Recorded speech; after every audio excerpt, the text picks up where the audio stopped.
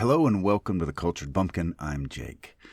Where I am, the weather has been absolutely gorgeous. Fall is in the air, it being mid-October at the time of recording this. And it's just, I love this time of year. And so I always think of, puts me in the mood to read, Edgar Allan Poe, and then, of course, Washington Irving. And I don't know why that is, but I just do. Washington Irving was an American short story writer. He was born in 1783, right at the end of the American Revolution, and died in 1859, same year as John Brown was hung right before the start of shortly before the American Civil War kicked off.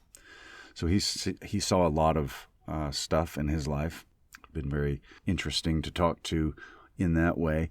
He was also an essayist. He was a biographer and historian, and he was a diplomat in the early 19th century. He was a very interesting fellow. He knew a lot about stuff, and he, not only stories, but world events and politics. He was an ambassador to Spain in the 1840s, and he wrote this. The story we're going to do today is called The Legends of Sleepy Hollow. Now, before we get started, if you like The Cultured Bumpkin and you want to support the show, or you just want to hear ad-free audiobooks and such, check out my Patreon. $3 a month. It's like Jake's Netflix. And you can just listen away with no commercials to any of my long-form content, because I don't post my long stuff here. The Call of the Wild, Pride and Prejudice, Northanger Abbey, Charles Dickens, stuff like A Christmas Carol, yada, yada, yada, and so on and so forth. The Wind in the Willows, and a lot of other stuff. Anyway, check that out. And also, if you want to be a voice actor, a lot of people ask me, how do I be a voice actor? Check out the school group in my bio. I teach how to be a voice actor. I teach how to make money specifically as a voice actor and all the things that go into that. And I can help you chart a roadmap to voice acting success, the good Lord willing. You can do a 7-day free trial. So check out that school link, school with a K, in my bio down below.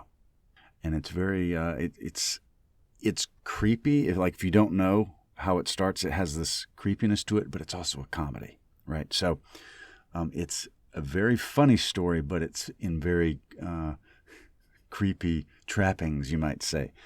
Very, it's just that New England fascination with witches and stuff and that sort of thing. A very foreboding package that it's in, but it's an absolute comedy, just like Rip Van Winkle, another of his famous things, short stories. Now, if you've ever heard of the basketball team, the New York Knicks, right? That's kind of in our,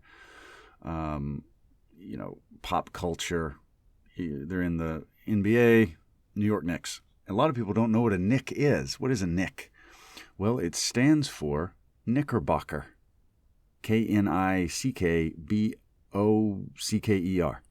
And those were Dutch, like the Knickerbocker families that were Dutch that settled New York back in the 1600s and were very wealthy a lot of the time. Anyway, that's where that comes from. And one of Washington Irving's pen names, he had several, Geoffrey Crayon, Diedrich Knickerbocker, and Jonathan Oldstyle. So he had several. But yeah, in case you didn't know, that's where the New York Knicks get their name from, the Knickerbocker folk. And then they later on there was a pair of pants that referred to as Knickerbockers, and they're kind of like what we would call capris now, but they're short, little tight pants that come up just below the knee, and then you pull stockings up underneath it usually. Anywho, that's that. So now let's get on. Enough of the rambling. Let's get right into the story. And this is slightly abridged by my friend Dale Partridge at relearn.org. And if you want to join relearn.org, get with me. I can give you a coupon, a discount code. And so yeah, it's been abridged just a little bit, but the story's still there. It's great. And here you go. The Legend of Sleepy Hollow by Washington Irving. Slightly modernized for readability by the editorial team at relearn.org. Audio production and copyright by relearn.org in 2025. Read by Jake Phillips. Chapter 1. The Enchanted Hollow. In the heart of one of those wide coves along the eastern shore of the Hudson, at the broad stretch of river once named by the old Dutch sailors the Tappan Zee, where they always wisely shortened their sails and prayed for the protection of St. Nicholas as they crossed, there sits a small market town, sometimes called Greensburg, but more commonly and properly known as Tarrytown. The name, it is said, came long ago from the wives of the surrounding countryside, who complained of their husbands' habit of lingering at the village tavern on market days. Whether this is true or not, I won't guarantee, but I mention it for the sake of accuracy. Not far from this village, perhaps 2 miles or so, there's a little valley, or rather a fold of land among high hills, that is one of the most peaceful places in the whole world. A small brook runs through it, murmuring softly enough to lull one to sleep, and the occasional whistle of a quail or the tapping of a woodpecker is almost the only sound that ever disturbs the steady calm. I remember that, as a boy, my very first attempt at squirrel hunting was in a grove of tall walnut trees shading one side of this valley. I had wandered into it at noon, when all of nature is especially still, and was startled by the thunder of my own gun as it shattered the Sabbath quiet and echoed angrily through the hills. If I ever longed for a place to retreat from the world and its distractions, and dream away the remainder of a troubled life in peace, I know of none more promising than this little valley. Because of the dreamy stillness of the place, and the peculiar character of its inhabitants, descendants of the original Dutch settlers, this hidden valley has long been known as Sleepy Hollow, and its rustic young men are called the Sleepy Hollow Boys throughout the surrounding countryside. A drowsy, dreamlike influence seems to hang over the land, filling the very air. Some claim the place was bewitched by a German doctor in the early days of the settlement. Others say that an old Indian chief, a prophet or wizard of his tribe, held his ceremonies there before the land was discovered by Master Hendrik Hudson. Whatever the origin, it is certain that the valley still lies under some enchanting spell that seems to hold sway over the minds of its people, causing them to drift about in a kind of waking dream. The inhabitants are inclined to all sorts of marvelous beliefs, subject to trances and visions, and often to see strange sights or hear music and voices in the air. The entire area is rich with local legends, haunted places, and twilight superstitions. Shooting stars and blazing meteors seem to cross the valley more often than anywhere else, and the nightmare herself, with her whole dreadful brood, seems to have chosen it as her favorite playground. The ruling spirit of this enchanted region, and the one who seems to command all the powers of the air, is the ghostly figure of a horseman without a head. Some say it is the specter of a Hessian soldier whose head was blown off by a cannonball in some nameless battle of the Revolutionary War. He is often seen by the local folk racing through the dark of night as if carried on the very wind. His wanderings are not limited to the valley, but extend to the nearby roads, especially around a church not far away. According to the most reliable local historians, who have carefully gathered and compared the scattered accounts of this apparition, the soldier's body was buried in that churchyard. His ghost, they say, rides out each night to the scene of battle in search of his missing head.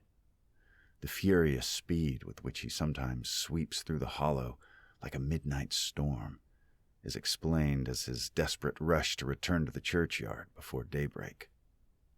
Such is the essence of this enduring legend, which has inspired countless wild tales in this shadowy region. Around every fireside, the specter is known as the Headless Horseman of Sleepy Hollow. It's worth noting that the dreamy imagination I've described is not limited to the valley's native inhabitants. Anyone who stays there for long inevitably falls under the same spell. However practical or sharp-minded they may have been before, in a short time they begin to absorb the enchanted air, grow fanciful, dream strange dreams, and even see apparitions.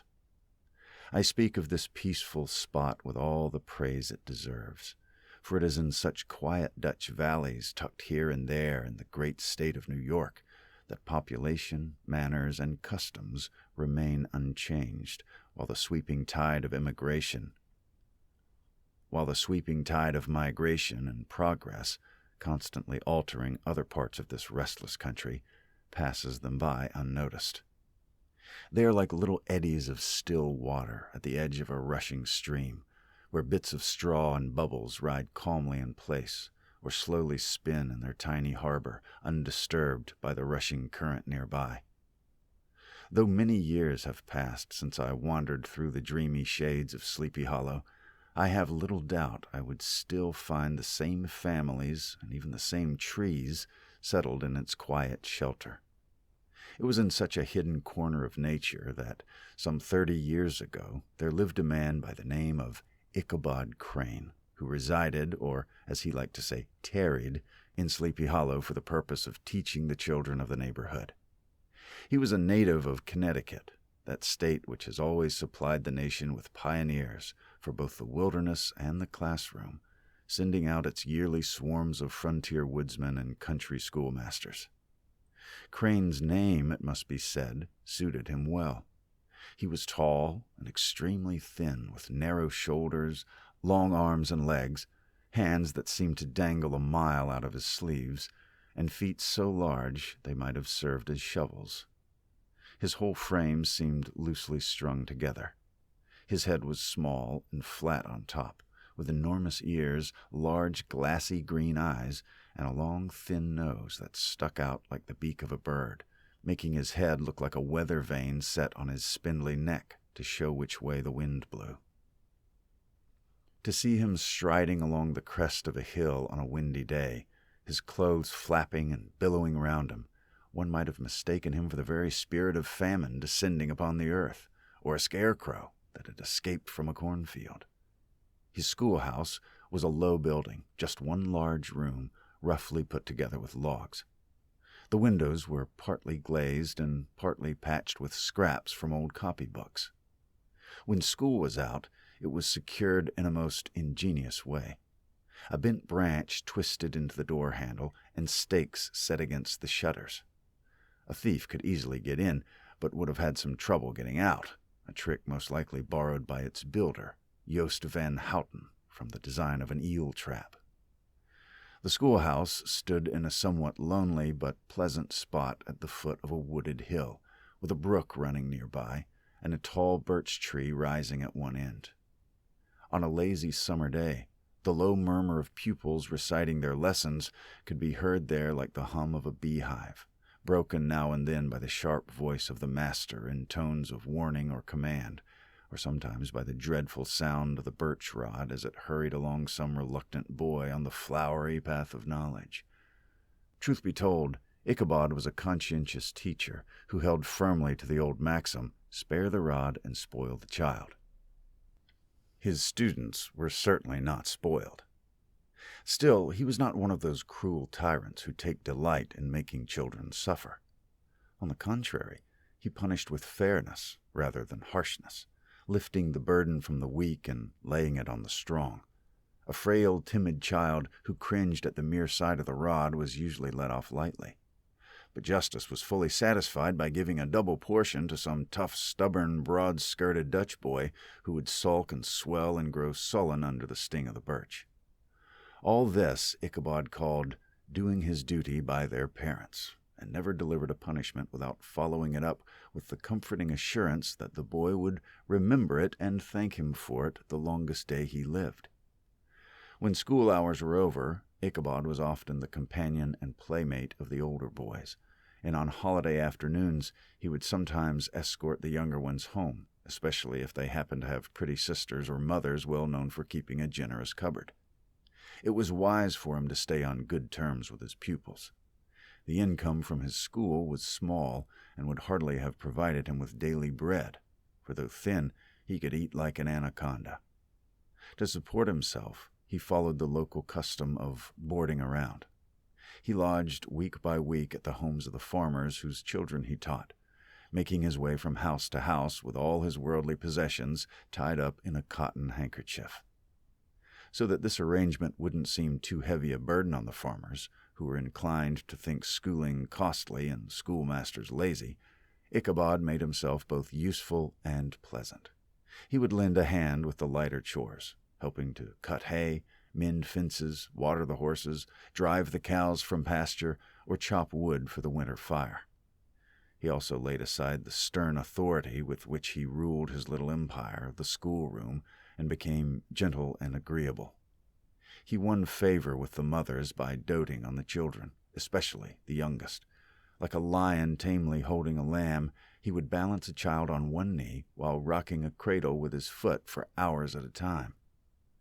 In addition to his other occupations, Ichabod was also the neighboring singing master, earning many bright coins by teaching the young people psalm singing. On Sundays, it gave him no small amount of pride to take his place at the front of the church gallery with a band of chosen singers, where in his own mind he easily outshone the parson himself. Certainly his voice carried far above the rest of the congregation, and even now peculiar echoes still heard in that church, and on a quiet Sunday morning drifting clear across the mill pond, are said to be descended from the nose of Ichabod Crane. Thus, through various small efforts, in that resourceful way often called by hook or by crook, the worthy schoolmaster managed to get along well enough. And to those who had no idea of the labor of mental work, his life seemed wonderfully easy. The schoolmaster, in fact, usually held a place of some importance in the female circles of a rural neighborhood. He was considered a kind of leisurely, gentlemanlike figure, far superior in taste and accomplishments to the rough country lads, and second only to the parson in learning. His presence at a farmhouse table often caused a stir, prompting the appearance of an extra dish of cakes or sweetmeats, or perhaps even the rare display of a silver teapot. Our man of letters was, therefore, especially favored by the smiles of the local young women. How he would strut among them in the churchyard between Sunday services, plucking grapes for them from the wild vines that tangled the trees, reciting epitaphs from the tombstones for their amusement, or strolling along the mill pond banks surrounded by a whole bevy of them, while the shy country lads hung awkwardly back, envying his polish and charm. Because of his half-itinerant way of life, Ichabod also served as a kind of traveling newspaper, carrying the latest bundle of local gossip from house to house, so his arrival was always welcome. The women, especially, regarded him as a man of great learning, for he had read several books all the way through, and was an expert in Cotton Mather's History of New England Witchcraft, a work in which he firmly and wholeheartedly believed. He was, in truth, an odd mixture of sharpness in small matters and a childlike gullibility in others. His appetite for the supernatural and his ability to swallow it whole were extraordinary, and both were heightened by his residence in this enchanted region. No tale was too wild or grotesque for his eager belief. Often, after school was dismissed in the afternoon, he would stretch himself on the thick bed of clover beside the little brook by the schoolhouse and pore over Mather's dreadful stories until the fading light of dusk blurred the page into mist. Then, as he made his way through the swamp, stream, and shadowy woodland to whichever farmhouse he was boarding at, his imagination, already inflamed, was set fluttering by every sound of nature in that witching hour. The mournful call of the whippoorwill from the hillside, the ominous cry of the tree frog predicting storm, the eerie hoot of the screech owl, or the sudden rustle in the brush of birds startled from their roost.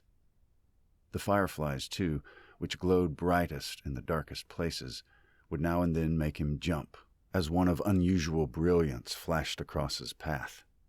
And if some clumsy beetle blundered against him in its flight, Poor Ichabod was ready to drop dead on the spot, thinking he had been struck by a witch's charm.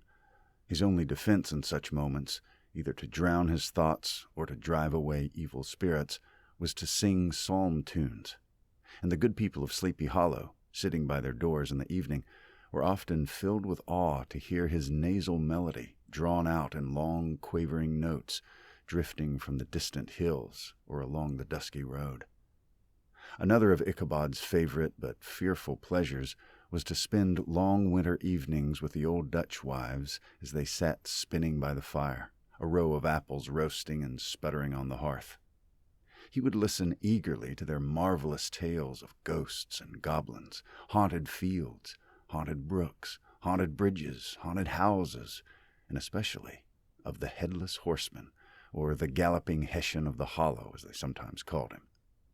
In return, he would entertain them with stories of witchcraft and of the dreadful omens and mysterious sights and sounds that filled the skies in the early days of Connecticut. He would even terrify them with speculations about comets and shooting stars, and with the unsettling fact that the world really does spin around, so that half the time they were upside down. But whatever comfort he found in these evenings, snugly nestled in the chimney corner of a room glowing red from the crackling wood fire, where, of course, no spectre dared show itself, was dearly paid for on his lonely walk home afterward. What fearful shapes and shadows seemed to lurk along his path in the ghastly glare of a snowy night! How anxiously he would gaze at every trembling beam of light spilling across the empty fields from some distant window! How often he was startled by a shrub covered in snow, standing before him like a ghostly figure in his way! How often he shuddered at the crunch of his own footsteps on the frozen ground, dreading to look over his shoulder for fear of seeing some monstrous being following close behind! And how often he was thrown into utter terror when a rushing gust of wind roared through the trees, convinced it was the galloping Hessian himself sweeping by on one of his nightly rides. Chapter 2. The Rivalry for Katrina. All these, however, were only terrors of the night, phantoms of the wind that walk in darkness. And though Ichabod had seen many spectres in his time, and more than once imagined himself beset by Satan in various shapes during his lonely walks, the daylight always put an end to such fears. Indeed, he might have lived a pleasant enough life, in spite of the devil and all his works, had not his path been crossed by a being far more perplexing to mortal man than ghosts, goblins, or the whole race of witches put together, and that being was a woman. Among the students who gathered each week for his singing lessons was Katrina Van Tassel, the only daughter of a prosperous Dutch farmer. She was a lively young woman of 18, plump as a partridge, rosy and ripe as one of her father's peaches, and widely admired not only for her beauty, but also for her considerable inheritance. She was, moreover, something of a flirt, which was plain enough from her manner of dress, a mixture of old and new fashions carefully chosen to highlight her charms. She wore pieces of pure yellow gold that her great-great-grandmother had brought from Sardom, the tempting bodice of earlier times, and most provoking of all, a petticoat just short enough to reveal the prettiest foot and ankle in the whole countryside. Ichabod Crane, having a soft and foolish heart where women were concerned, quickly fell under her spell, especially after visiting her family home. Old Baltus Van Tassel was the very picture of a prosperous, contented, warm-hearted farmer. True, he rarely let his eyes or thoughts wander beyond the bounds of his own land, but within those bounds everything was snug, comfortable, and well cared for. He was satisfied with his wealth without being proud of it, and prided himself more on the abundance of his table than on the style in which he lived. His homestead sat on the banks of the Hudson, in one of those green, sheltered, fertile nooks so beloved by the Dutch farmers. A great elm tree spread its wide branches over the house, at the foot of which bubbled up a spring of the purest, sweetest water, caught in a little well lined with a barrel. From there it ran sparkling through the grass to join a nearby brook that babbled among alders and low willows. Close by the farmhouse stood a massive barn, large enough to serve as a church. Every window and crack seemed bursting with the abundance of the farm. From morning till night the sound of the flail echoed within. Swallows and martins darted and twittered about the eaves, while rows of pigeons, some gazing skyward as though keeping watch on the weather, some with heads tucked under wings or nestled into their breasts, and others strutting, cooing, and bowing before their mates, basked contentedly on the roof. In the pens below, sleek and heavy hogs grunted in the comfort of plenty, while from time to time little troops of piglets came trotting out as if to sniff the air.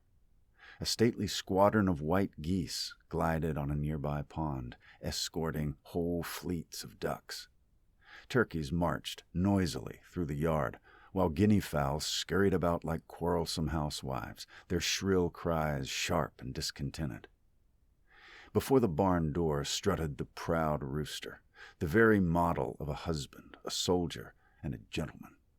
He clapped his shining wings and crowed in the pride and joy of his heart, sometimes scratching fiercely at the earth, then calling over his hungry family to share whatever morsel he had uncovered. The schoolmaster's mouth watered as he gazed upon this lavish promise of winter feasts. In his hungry imagination, every pig running about carried a pudding in its belly and an apple in its mouth. The pigeons were tucked snugly into pies beneath a crusty blanket. The geese swam in their own gravy, and the ducks sat in pairs on dishes like cozy married couples, complete with a good helping of onion sauce. In the fat hogs he saw the makings of future sides of bacon and juicy hams. Not a turkey but appeared to him neatly trussed, its gizzard tucked under its wing and perhaps even strung with a necklace of sausages. Even the proud rooster himself was pictured sprawled on his back in a side dish, claws lifted high, as if begging for the mercy his gallant spirit had refused to ask for while alive. As the enraptured Ichabod imagined all this, his great green eyes roamed over the lush meadows, the rich fields of wheat, rye, buckwheat, and corn, and the orchards heavy with red fruit surrounding Van Tassel's comfortable farmstead. His heart longed for the young heiress who would one day possess these lands. His imagination swelled with visions of how much wealth could be turned into cash and invested in vast tracts of western wilderness, where he might build palatial log mansions. Indeed, his fancy already painted the scene, the blooming Katrina seated atop a wagon piled high with household goods, pots and kettles clattering beneath, while he himself rode proudly on a pacing mare, a colt trotting at her heels, setting out for Kentucky, Tennessee, or who knows where. When he entered the house, Ichabod's heart was completely captured. It was one of those spacious old farmhouses with steep ridges and low sloping roofs built in the style passed down from the first Dutch settlers. The low projecting eaves formed a wide porch along the front that could be closed up in bad weather. From it hung flails, harnesses, various farming tools, and nets for fishing in the nearby river. Benches lined the sides for summer use, and at one end stood a great spinning wheel, at the other a churn, showing the many purposes this important porch could serve. From this piazza, the awestruck Ichabod entered the main hall, which served as the center of the home and the family's usual gathering place. Rows of gleaming pewter set out on a long dresser dazzled his eyes. In one corner stood a huge bag of wool ready to be spun. In another, a pile of linsey-woolsey cloth fresh from the loom.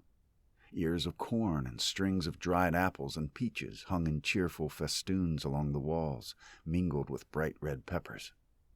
A door left slightly open gave him a glimpse into the best parlor, where claw-footed chairs and dark mahogany tables shone like mirrors. Andirons with their shovel and tongs sparkled from a cover of asparagus tops. The mantel was decorated with mock oranges and conch shells, while strings of brightly colored bird eggs were strung above it. From the ceiling hung a great ostrich egg, and in a corner cupboard, conveniently left ajar, was displayed a treasure trove of old silver and carefully mended china. From the moment Ichabod laid eyes on these delights, the peace of his mind was gone, and his only thought was how to win the heart of Van Tassel's peerless daughter. Yet this quest was more difficult than the adventures of any knight-errant of old, who rarely faced more than giants, enchanters, or dragons, challenges easily dispatched before carving his way into the lady's tower and claiming her hand as a matter of course. Ichabod, on the other hand, had to capture the affections of a village coquette, whose whims and caprices formed a maze of obstacles. Worse still, he had to contend with a whole host of real flesh-and-blood rivals, the many rustic admirers who hovered jealously about her, watching one another suspiciously, but always ready to unite against any new competitor.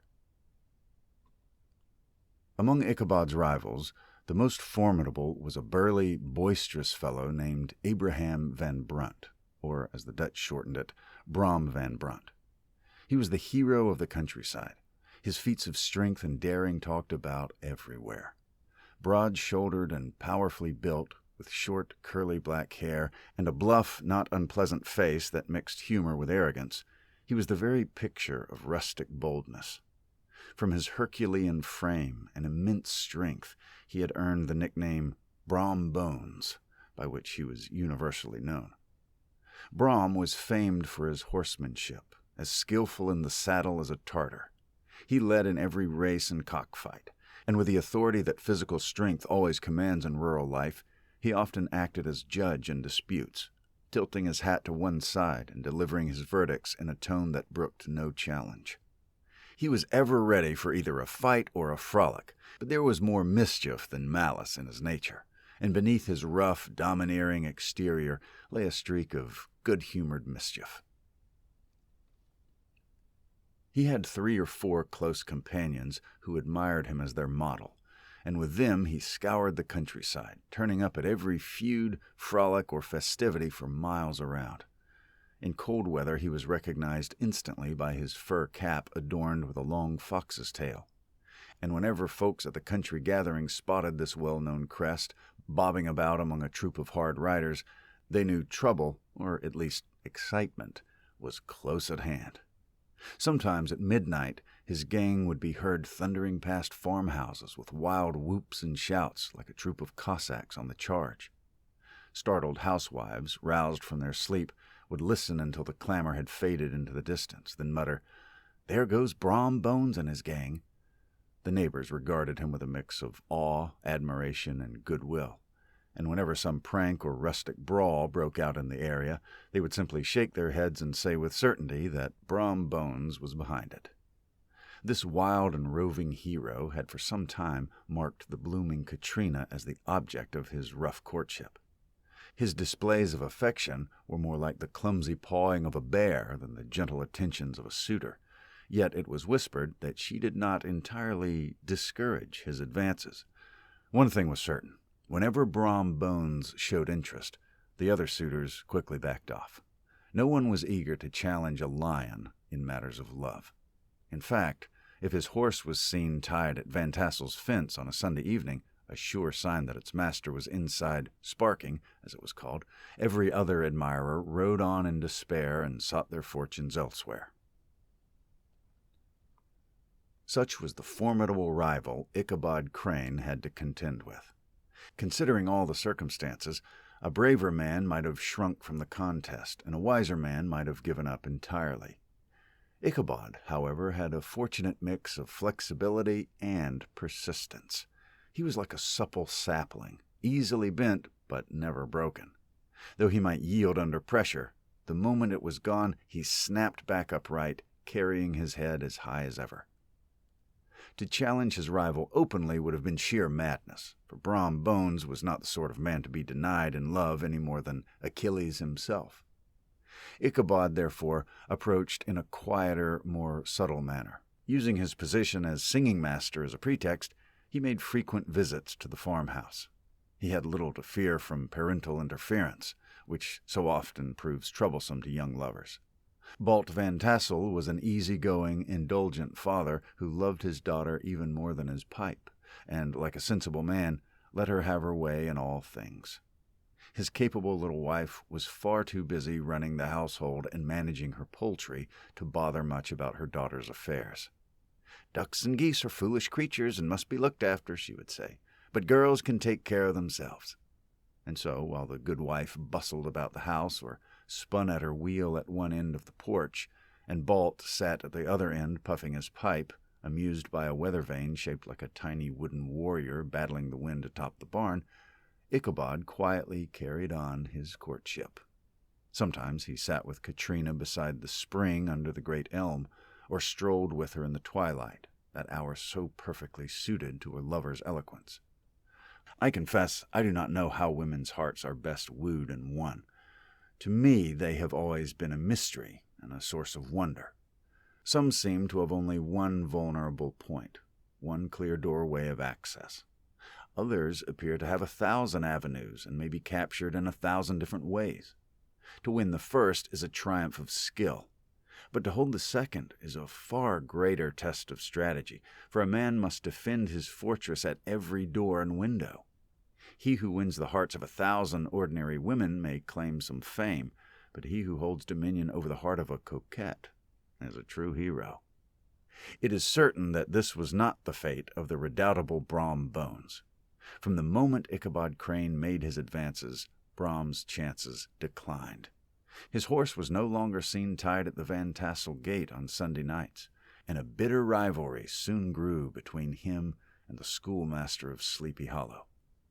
Brom, with his rough sense of chivalry, would gladly have settled the matter with open combat, after the fashion of the knights errant of old, by single fight. But Ichabod knew too well the superior strength of his adversary to risk it. He had heard Brom boast that he would fold the schoolmaster up and set him on a shelf in his own schoolhouse, and Ichabod wisely avoided giving him the chance.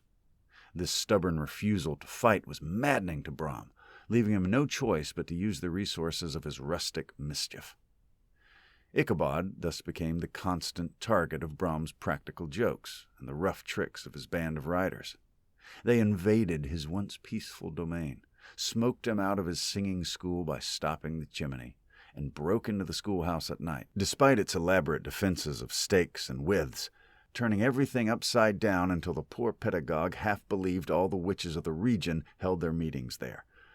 Most aggravating of all, Brom took every opportunity to mock him in front of Katrina, even training a scoundrel of a dog to whine in the most ridiculous tones and presenting it as a rival suitor come to give her lessons in psalm-singing.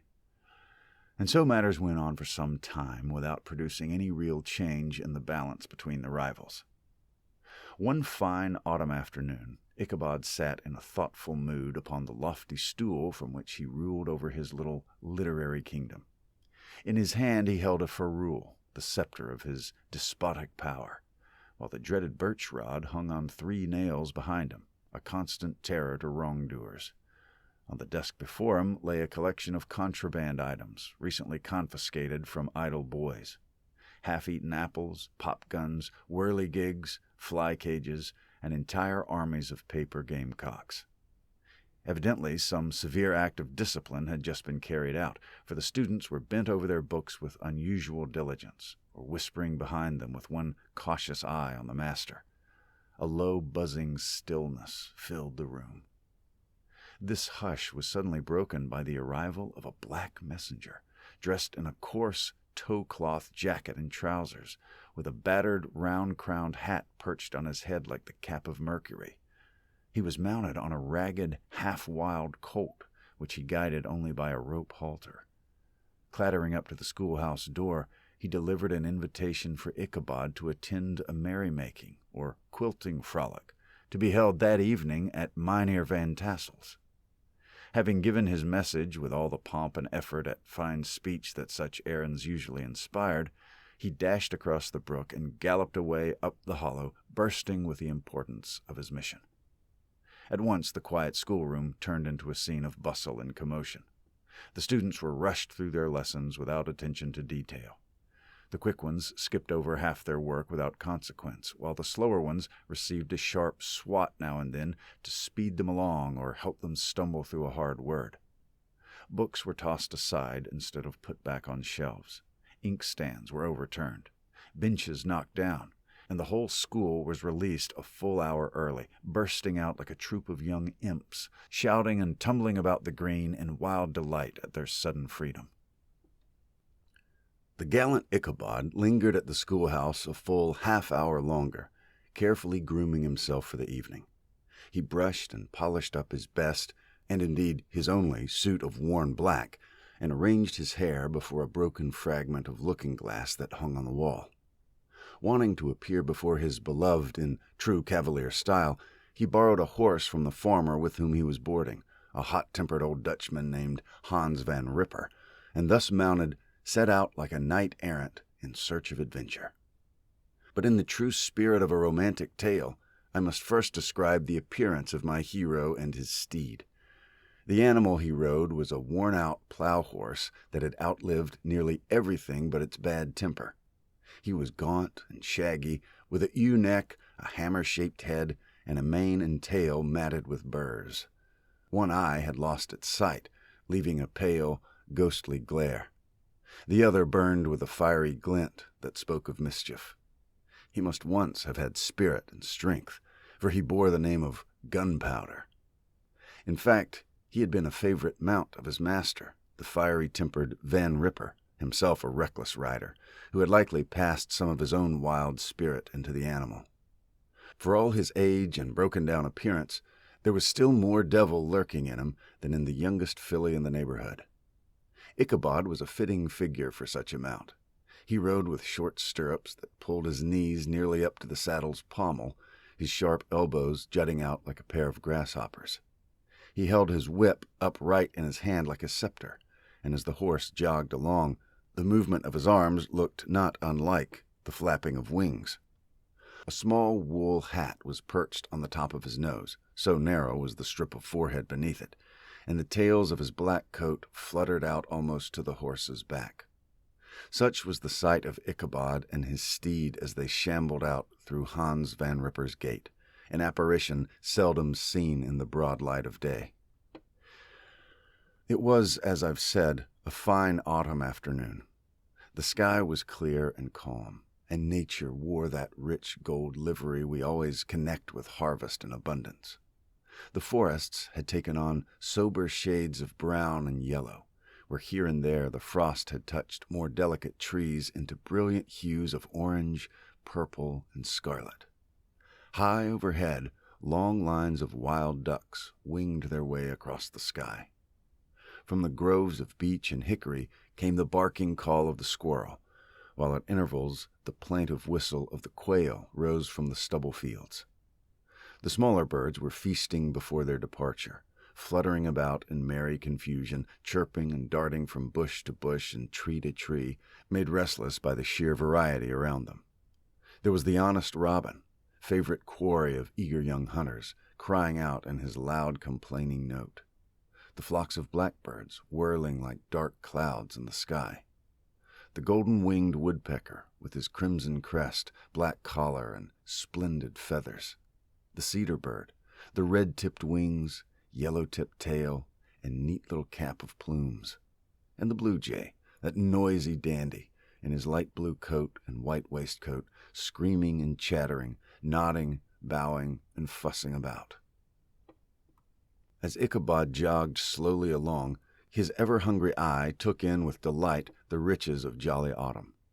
Everywhere he looked there were apples, hanging heavy on the branches, packed into baskets and barrels for the market, or piled in great heaps for the cider press. Beyond stretched fields of corn, their yellow ears peeking from leafy husks, promising cakes and hasty pudding.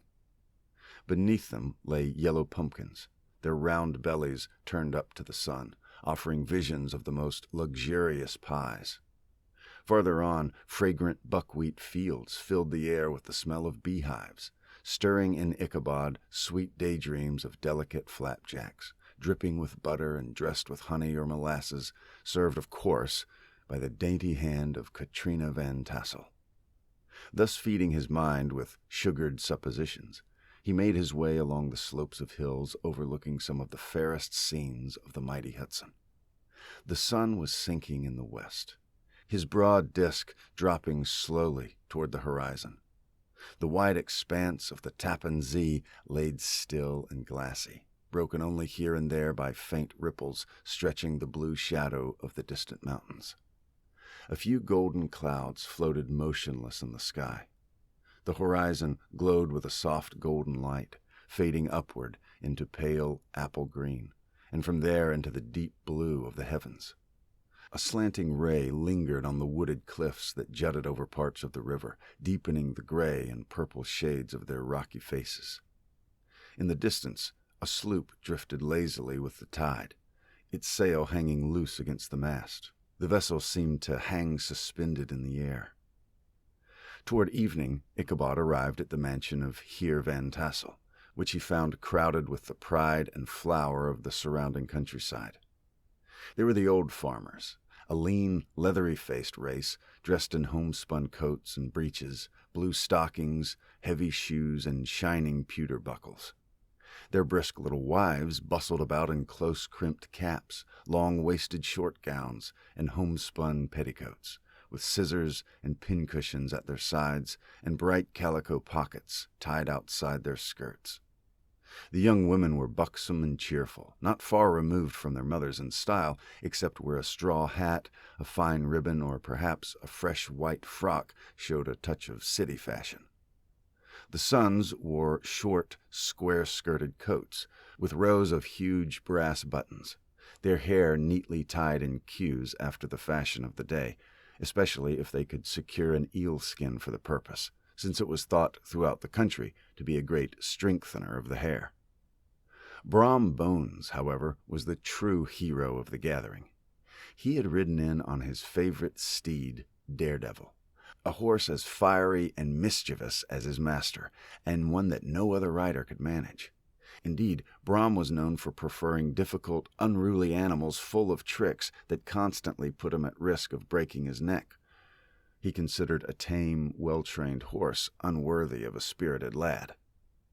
I would gladly linger to describe the vision of delights that met Ichabod's enraptured gaze as he entered Van Tassel's grand parlor. And I do not mean the charms of the young lasses with their glowing cheeks of red and white, but rather the overwhelming attractions of a true Dutch country tea-table in the bounty of autumn. There were heaping platters of cakes of every variety, so many and so peculiar that only an experienced Dutch housewife could know them all. Doughnuts, tender alicoecs, crisp crullers, sweet cakes and short cakes, ginger cakes and honey cakes. The entire family of cakes was there. And then came the pies, apple, peach, and pumpkin, besides slices of ham and smoked beef, dishes of preserved plums, peaches, pears, and quinces, not to mention broiled shad and roasted chickens. Bowls of milk and cream stood about, all set together in cheerful order, while in the middle the great teapot sent up its steaming clouds. Heaven bless me, I have not the breath or time to describe this feast as it deserves, for I must press on with my tale. Fortunately, Ichabod Crane was not in the least distracted from doing it justice. Ichabod was a grateful soul whose heart expanded as his stomach was filled with good food, and whose spirits rose with eating as other men's did with drink. As he feasted, he could not help rolling his large eyes around the room and chuckling at the thought that one day he might be master of all this unimaginable abundance and comfort. Then he imagined how quickly he would turn his back on the old schoolhouse, snap his fingers in the face of Hans Van Ripper and every other stingy patron, and kick out any wandering schoolmaster who dared call him colleague. Old Baltus Van Tassel moved among his guests with a face as round and cheerful as the harvest moon, radiating contentment and good humor. His hospitality was simple but hearty. A firm handshake, a slap on the shoulder, a booming laugh, and an invitation to fall to and help yourselves. Soon the sound of music from the hall called everyone to the dance. The fiddler was an old, gray-headed black man who had served as the neighborhood's musician for more than half a century. His violin was as battered as he was, and he usually managed only 2 or 3 strings at a time. He bent low with each stroke of the bow, stamped his foot for emphasis, and nodded almost to the floor whenever a new couple took the floor. Ichabod prided himself as much on his dancing as on his singing. Not a limb or fiber of him was still. To watch his lank frame flail about the room, one might have thought St. Vitus himself, the patron saint of dance, was performing in person. He was the admiration of all the black onlookers who had gathered from farm and village alike. Of every age and size, they crowded the doors and windows, their faces glowing with delight, eyes wide and teeth flashing in broad grins as they took in the spectacle. How could the schoolmaster be anything but elated? The lady of his heart was his partner, smiling sweetly at his amorous glances, while poor Brom Bones sat brooding in the corner, smitten with jealousy. When the dance ended, Ichabod drifted toward a group of the wiser old men who sat smoking with Balt Van Tassel at one end of the porch, swapping stories of the past and spinning long yarns about the war. This neighborhood, at the time I speak of, was one of those fortunate places rich in chronicles and great men. During the Revolution, the British and American lines had run close by, so the area had seen plenty of raids and had been infested with refugees, raiders, and all sorts of border fighters. Enough years had passed since then for each storyteller to embellish his tale with a touch of invention, and, in the haze of memory, to make himself the hero of every exploit. There was the story of Dofu Martling, a burly, blue-bearded Dutchman, who nearly captured a British frigate using nothing but an old iron 9-pound cannon set in a mud embankment. At least, until the gun burst on its 6th shot. Another tale came from a certain wealthy gentleman, whose name I'll leave unspoken out of respect, who swore that at the Battle of White Plains he had deflected a musket ball with his small sword. He would even produce the sword, showing how the ball had bent the hilt as proof that he had actually felt it glance off. Several others had tales just as grand, and not one among them doubted that he had played a major part in bringing the war to a victorious end. Yet even these proud boasts paled in comparison to the ghost stories that followed. For the neighborhood was rich in such legends. In long-settled places like these, tales of the supernatural flourish and grow, while in newer, busier towns they are trampled down and forgotten by the constant churn of people. Besides, most of our newer villages give little encouragement to ghosts. The poor spirits have hardly time to settle down for their first nap and turn over in their graves before their surviving relatives have packed up and moved away. So when the ghosts rise at night to make their rounds, they find no old acquaintances left to visit. Perhaps this explains why ghost stories are heard so seldom outside our long-established Dutch communities.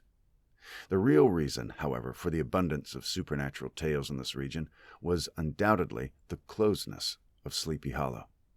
There seemed to be a contagion in the very air that drifted from that haunted valley. It carried with it dreams and fancies that spread through the countryside. Several folk from Sleepy Hollow were present at Van Tassel's gathering, and as usual, they were sharing their strange and chilling legends.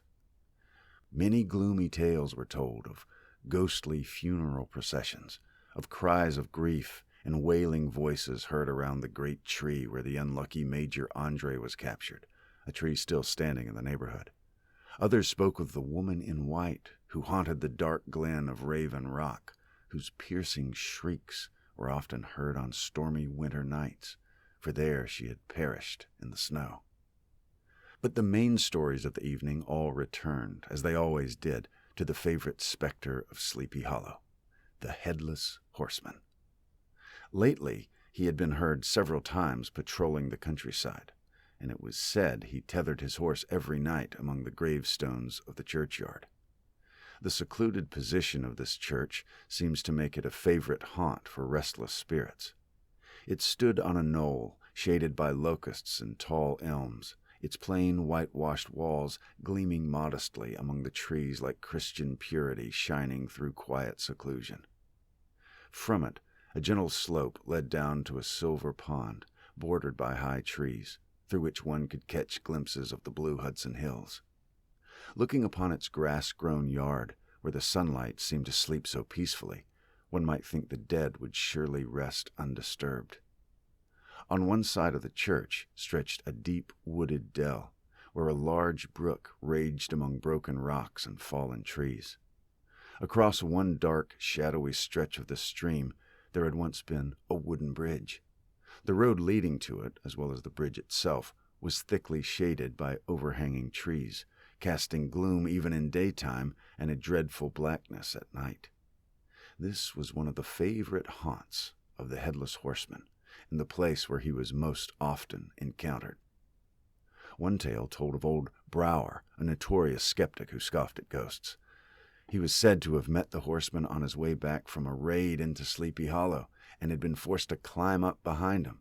They galloped wildly through brush and briar, over hill and swamp, until they reached the bridge. There, the phantom suddenly turned into a skeleton, flung Brower into the brook, and vanished over the treetops with a clap of thunder.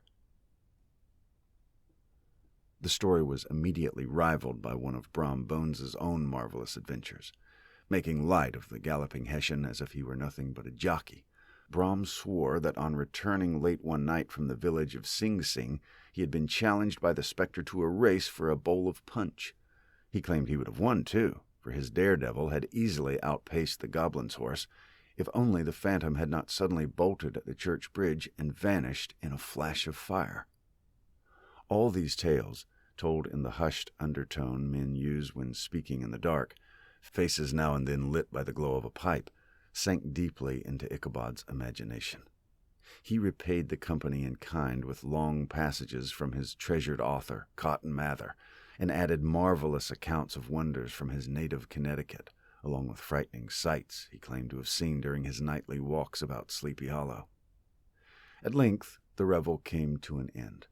The old farmers gathered their families into wagons and were heard rattling along the hollow roads and distant hills.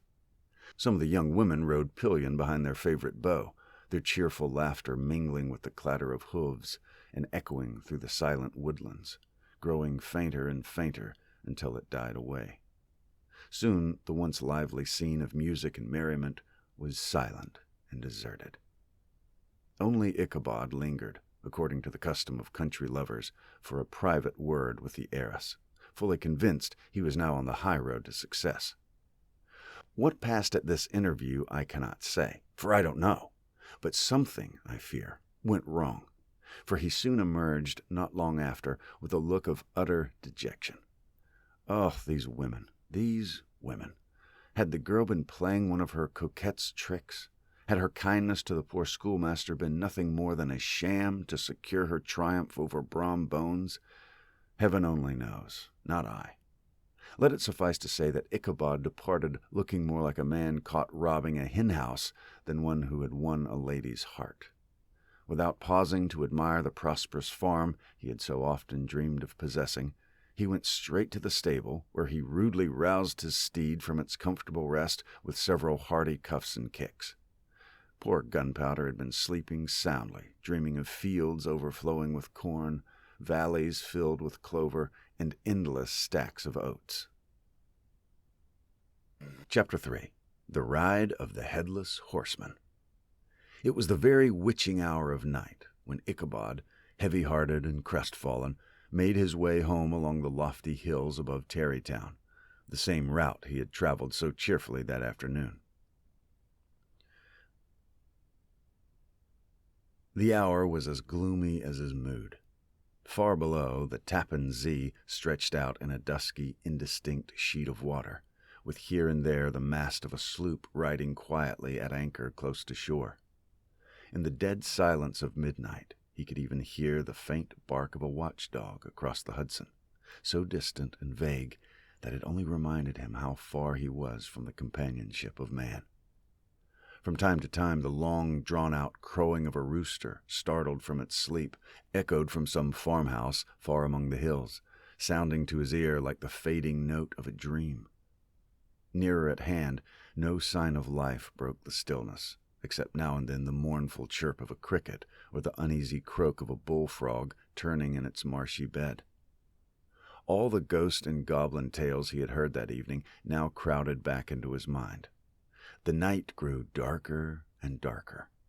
The stars seemed to sink deeper into the sky, while drifting clouds would now and then blot them out entirely. He had never felt so lonely or so dismal. Worse still, He was drawing near the very spot where so many of these ghostly tales were said to have taken place.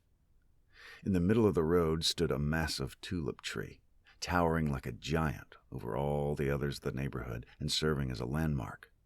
Its limbs were twisted and fantastic, each one large enough to be the trunk of another tree, some bending down close to the ground before rising again into the air. It was tied to the tragic story of the unfortunate Major Andre, who had been captured nearby, and was universally known as Major Andre's tree.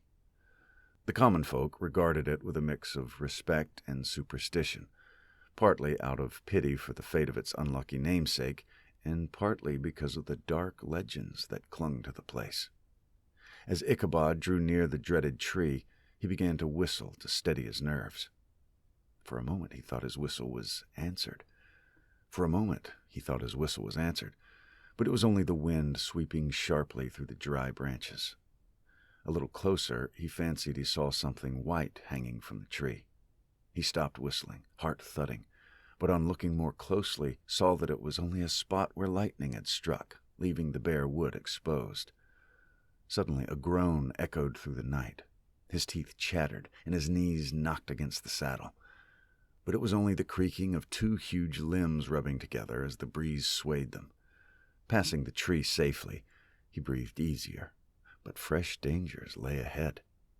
About 200 yards farther on, the road crossed a small brook that ran into a marshy, thickly wooded glen called Wiley's Swamp. A few rough logs, laid side by side, made a crude bridge. On the far side, where the brook entered into the woods, a cluster of oaks and chestnuts tangled with wild grapevines cast a cavernous shadow across the path. Crossing this bridge was the hardest trial of all. It was here that the unfortunate Major Andre had been captured, the Patriot militia hiding beneath those very chestnuts and vines to surprise him. Ever since, the place had been considered haunted, and many a schoolboy shivered in terror when forced to pass it alone after dark. As Ichabod neared the stream, his heart began to pound. Mustering all his courage, he gave Gunpowder several sharp kicks in the ribs and tried to dash quickly across the bridge. But instead of moving forward, the contrary old horse swerved sideways and crashed against the fence. Ichabod, whose fear only grew with the delay, yanked the reins hard the other way and kicked furiously with the opposite foot. It was no use. The horse only plunged into a patch of brambles and alder bushes on the other side of the road. Desperate, the schoolmaster now used both whip and heel on the poor creature's bony ribs. Gunpowder leaped forward, snorting and wheezing, but came to such an abrupt halt by the bridge that Ichabod nearly went headlong over his neck. That instant, a wet, splashing sound by the side of the bridge caught Ichabod's ear. Peering into the dark shadow of the grove along the brook, he saw something huge, misshapen, and looming. It did not move, but he seemed crouched together in the gloom like some giant beast ready to spring upon him. The terrified schoolmaster felt his hair bristle and stand on end. What could he do? To turn back and run was already too late, and besides, what hope was there of escaping a ghost or goblin, if such it was, that could ride upon the very wind? Summoning a pitiful show of courage, he stammered out, Who are you?" No reply. He tried again, louder, though his voice shook even more. Still no answer. At last, in despair, he pummeled Gunpowder's sides and, squeezing his eyes shut, burst out singing a psalm tune with desperate fervor. Just then the dark figure stirred, scrambled forward, and bounded into the middle of the road. Even in the gloomy night, Ichabod could make out its shape, a great horseman, broad and powerful, mounted on a massive black steed. The figure made no move to threaten or even greet him, but simply kept to one side of the road, jogging steadily along on the blind side of poor Gunpowder, who at last seemed to have overcome his fear and stubbornness. Ichabod had no taste for such a strange midnight companion, and he quickly recalled Brom Bones's tale of the galloping Hessian. Hoping to shake him off, he urged Gunpowder into a faster pace, but the stranger's horse kept up stride for stride. Ichabod slowed to a walk, thinking to let the other pass, but the horseman did the same. Ichabod's heart sank. He tried to resume his psalm tune, but his dry tongue clung to the roof of his mouth, and not a note would come. There was something in the grim silence of this persistent rider that was more terrifying than words. His fear was soon dreadfully confirmed. As they climbed a rise that outlined the figure against the night sky, Ichabod saw, huge, cloaked and towering, that the rider was headless. Worse still, the missing head rested on the pommel of his saddle. Ichabod's terror boiled into desperation. He rained kicks and blows on Gunpowder, urging him into a mad gallop, but the phantom spurred forward too, leaping alongside. Away they thundered, stones flying, sparks flashing at every bound, Ichabod's flimsy coat and lanky frame flapping wildly in the night air as he stretched himself low over the horse's neck, desperate in flight. They reached the fork where the road turned toward Sleepy Hollow, but Gunpowder, as if possessed by a demon, swerved the other way, plunging headlong down a sandy hollow shaded by trees for a quarter-mile. This path led to the bridge of ghostly fame, and just beyond it rose the grassy knoll where the whitewashed church stood gleaming faintly in the dark. For a moment the panic of the horse gave his clumsy rider an edge in the chase, but halfway through the hollow Ichabod felt the saddle slipping beneath him. The girths had come loose. He grabbed desperately at the pommel, trying to hold it steady, but it slid away. With barely a second to save himself, he threw his arms around Gunpowder's neck just as the saddle fell to the ground and was crushed underfoot by his pursuer. For an instant, Ichabod's mind flashed to the wrath of Hans Van Ripper, for it was his Sunday saddle. But this was no time for such petty fears. The goblin was close behind. Unskilled rider that he was, Ichabod struggled to keep his seat, sliding now to one side, now to the other, or else bouncing painfully along the sharp ridge of the horse's spine, until he thought the jolting might split him in two. At last, an opening in the trees gave him hope. A wavering reflection of starlight in the brook below told him the bridge was near. He saw the pale outline of the church walls through the trees and remembered Brom Bones's story, how the ghost had vanished at that very spot. "If I can just reach the bridge," thought Ichabod, "I'll be safe." Behind him he heard the black steed panting, so close he fancied he could feel its hot breath on his neck. He drove his heels into Gunpowder for one last desperate burst. The old horse sprang onto the bridge, thundering across the planks. They reached the far side. Ichabod glanced back, expecting to see his pursuer vanish in a flash of fire and brimstone. Instead, he saw the spectre rise in his stirrups and hurl his head straight at him. Ichabod tried to dodge, but too late. The missile struck his skull with a tremendous crash, and he was sent tumbling headlong into the dust. Horse, goblin, and whirlwind all swept past, leaving the night silent once more. The next morning, old Gunpowder was found standing at his master's gate, bridle underfoot, quietly munching grass, without saddle or rider. Ichabod did not appear at breakfast, nor at dinner. The boys gathered at the schoolhouse and wandered idly along the brook, but there was no sign of their schoolmaster. Hans Van Ripper began to grow uneasy about the fate of poor Ichabod, and even more about the fate of his saddle. A search was organized, and after careful investigation, they found traces of the night's events. Along the road to the church lay the saddle trampled into the dirt. Deep hoofprints, driven hard and fast, marked the path to the bridge. Beyond it, on the bank of a deep black pool in the brook, they discovered Ichabod's hat, and beside it, a shattered pumpkin. The brook was searched, but no body was found. As executor of Ichabod's small estate, Hans Van Ripper examined the bundle containing all his worldly goods. They amounted to 2.5 shirts, 2 neckcloths, a pair or 2 of woolen stockings, an old pair of corduroy breeches, a rusty razor, a much-thumbed book of psalm tunes, and a broken pitch pipe. The schoolhouse books and furniture belonged to the community, except for Ichabod's personal collection, Cotton Mather's History of Witchcraft, a New England almanac, and a book of dreams and fortune-telling. Tucked inside the last was a sheet of paper blotted with failed attempts at verses in honor of Katrina Van Tassel. These magic books and the scribbled poem were promptly thrown into the fire by Van Ripper, who from that day forward swore never again to send his children to school, declaring that he had never known any good to come of such reading and writing.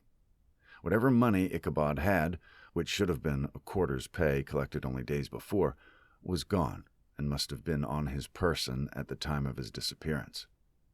The strange affair caused much speculation at church the following Sunday. Groups of onlookers and gossips gathered in the churchyard, at the bridge, and at the spot where the hat and pumpkin had been found.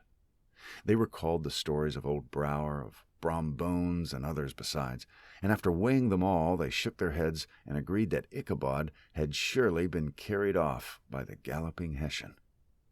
Since he was a bachelor and owed no debts, no one troubled themselves much further about him. The school was moved to another part of the hollow, and a new schoolmaster took his place. Years later, however, a farmer returning from a trip to New York brought back news that Ichabod Crane was still alive. According to him, Ichabod had left the neighborhood partly out of fear of the specter and of Hans Van Ripper, and partly from shame after being rejected by the heiress. He had moved far away, kept school while studying law, eventually been admitted to the bar, turned politician, written for the newspapers, and finally been made a justice of the 10-pound court. As for Brom Bones, who soon after married the blooming Katrina Van Tassel, he was often seen to look very knowing whenever Ichabod's story was told. At the mention of the pumpkin, he always broke into a hearty laugh, leading many to suspect he knew more about the matter than he cared to admit.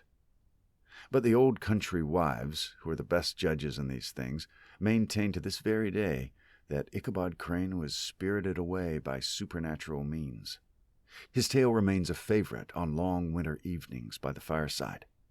The bridge has ever since been held in superstitious awe, which may explain why the road was later rerouted to approach the church by way of the mill pond. The old schoolhouse, abandoned, soon fell into decay, and was said to be haunted by the ghost of the unlucky pedagogue. More than one farm boy, wandering home late on a still summer evening, has claimed to hear his voice faintly in the distance, chanting a melancholy psalm tune among the quiet shadows of Sleepy Hollow. Thank you for listening to The Legend of Sleepy Hollow by Washington Irving. To listen to other Christian audiobooks for the entire family, visit relearn.org or download the Relearn app.